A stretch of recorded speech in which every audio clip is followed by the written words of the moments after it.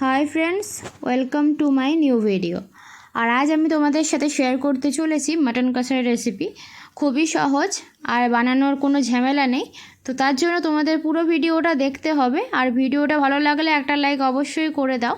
আর যারা এর আগে আমার চ্যানেলে মাটনের ঝোলের রেসিপি বা মাটন কারি রেসিপি দেখোনি, তারা এই চ্যানেলে ভিডিওটা গিয়ে একবার চেক আউট করে নিও। তো চলো আজকে রেসিপিটি শুরু করা যাক। মটন কষাটা তৈরি করার জন্য সবার প্রথমেই আমি একটা মশলার পেস্ট তৈরি করব। তার জন্য আমি এখানে নিয়েছি 4টে বড় সাইজের পেঁয়াজটা একটু 4 ফালা করে কেটে নিয়েছি, 2টো কাঁচা লঙ্কা নিয়েছি, আদাটা কুচিয়ে নিয়েছি, আর নিয়েছি কয়েকটা রসুন। এখানে 10 থেকে 15টা রসুন আছে, আর আদাটা ছিল 10 গ্রামের মতন। এবার একটা গ্রাইন্ডার জারে প্রথমে আমি আদাটা দিয়ে দেবো। আদা আর জিরেটা একটা পেস্ট বানিয়ে নেব প্রথমে, তাই আদা আর জিরেটা আমি মিক্সিতে দিয়ে দিচ্ছি। এখানে আমি গোটা জিরে 2 চামচের মতন দিয়েছি, আর এতে আমি পরিমাণ মতন জল দিয়ে দেব। জল দিয়ে এবার মশলাটা আমি একটু পেস্ট করে নিয়ে আসছি। জিরে আর আদাটা আমার পেস্ট করা হয়ে গেছে। এখন আমি যে পেঁয়াজগুলো আগে থেকে কেটে রেখেছিলাম সেই পেঁয়াজগুলো এতে দিয়ে দিচ্ছি। পেঁয়াজের সাথে আমি কাঁচা লঙ্কা আর রসুনটাও একেবারে দিয়ে দেবো, দিয়ে এটারও একটা পেস্ট আমি বানিয়ে নেব। তারপরে আমি পরের প্রসেসিংয়ে চলে যাচ্ছি।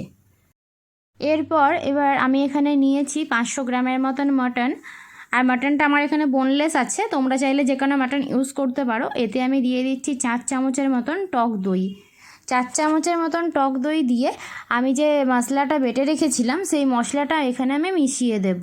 এই দই আর মশলা ভালোভাবে মিশিয়ে নিতে হবে। প্রথমে আমি দইটা দিয়ে একটু উল্টে পাল্টে মেখে নিচ্ছি। দই আমার মাখানো হয়ে গেছে, আর এতে আমি মশলাটাও দিয়ে দিলাম।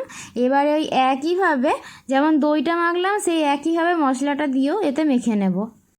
আর এর সাথে অ্যাড করে দিলাম নুন আর হলুদ গুঁড়ো। আর এই সব জিনিসগুলো আমি একসাথে ভালোভাবে একটু উল্টে পাল্টে মেখে নিচ্ছি।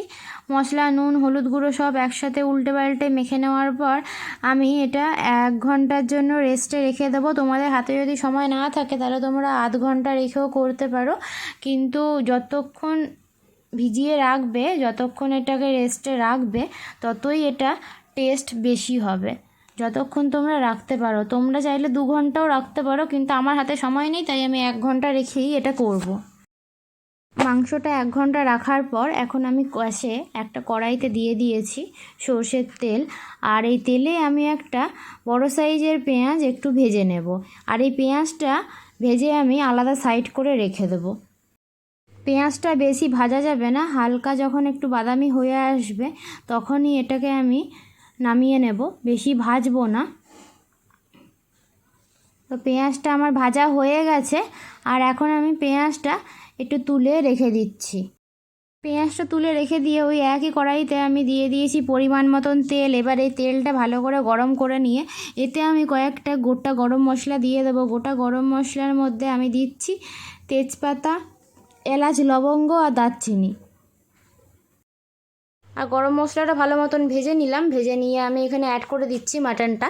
এবার এই মাটনটা দিয়ে একটু ভালোভাবে কষাবো। অনবরত এটাকে নাড়তে হবে আর ভালোভাবে কষাতে হবে। আর মাংসটা আমি ভালোভাবে কষাবো। মাংসটা কষাতে কষাতে এখানে আমি একটা ভাজা মশলা অ্যাড করব। এই ভাজা মশলাটা হচ্ছে একটা বড় এলাচ, 4টে ছোটো এলাচ, 2টো তেজপাতা, 2টো শুকনো লঙ্কা, একটা বড় সাইজের দারচিনি। এটাকে আমি একটু মিক্সিতে পেস্ট করে নিয়ে এখানে দিয়েছি। যারা আমার আগের মাটনের ঝোলের রেসিপিটা দেখেছো তারা অবশ্যই ওখানে দেখেছো আমি গুঁড়ো মশলার পেস্টটা কী করে তৈরি করেছি। তাহলে তোমরা যদি এই ভিডিওটা দেখো তোমাদের বুঝতে আরও সুবিধা হবে, তাও আমি তোমাদেরকে এখানে একবার বলে দিলাম। আর এতেই আমি দিয়ে দিচ্ছি আগে থেকে ভেজে রাখা পেঁয়াজটা। এবার সব কিছু ভালো মতো নাড়বো। এবার সব কিছু ভালো মতো নাড়তে নাড়তে ভালোভাবে কষাচ্ছি। মাঝে মাঝে একটু করে ঢাকা দিয়ে এটাকে কষাতে হবে। আর ঢাকা দিয়ে কষাতে কষাতে আমার অনেকটাই কষে এসেছে।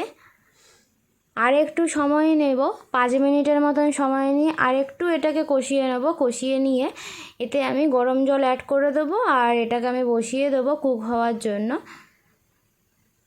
গরম জলটা অ্যাড করে দিলাম, আর এটাকে আমি বসিয়ে রাখবো এখন 40 মিনিটের জন্য। 40 মিনিটের মধ্যে আমাদের মাটন কষা একদম তৈরি হয়ে যাবে। 40 মিনিট পর তোমাদের দেখাচ্ছি মাটন কষা আমাদের তৈরি হয়ে গেছে। এখন একটু গরম মশলা দিয়ে এটাকে নামিয়ে নেব। আজকের রেসিপিটি তোমাদের যদি ভালো লেগে থাকে, যদি পছন্দ হয়ে থাকে, ভিডিওটা একটা লাইক করে দিও। আর ভিডিওটা লাইক করে তোমরা চ্যানেলটা সাবস্ক্রাইব করতে পারো, কারণ এইরকমই আরও রান্নার রেসিপি এই চ্যানেলে অনেক আসবে। আর কমেন্ট বক্সে কমেন্ট করে জানাতে ভুলবে না এটা কেমন হয়েছে। তোমাদের সাথে আবারও দেখা হবে পরের অন্য কোনো রেসিপি নিয়ে, আবারও হাজির হয়ে যাব। ভিডিও দেখার জন্য অসংখ্য ধন্যবাদ। আবারও দেখা হচ্ছে পরের ভিডিওতে। আজকের মতো এই পর্যন্তই, বাই।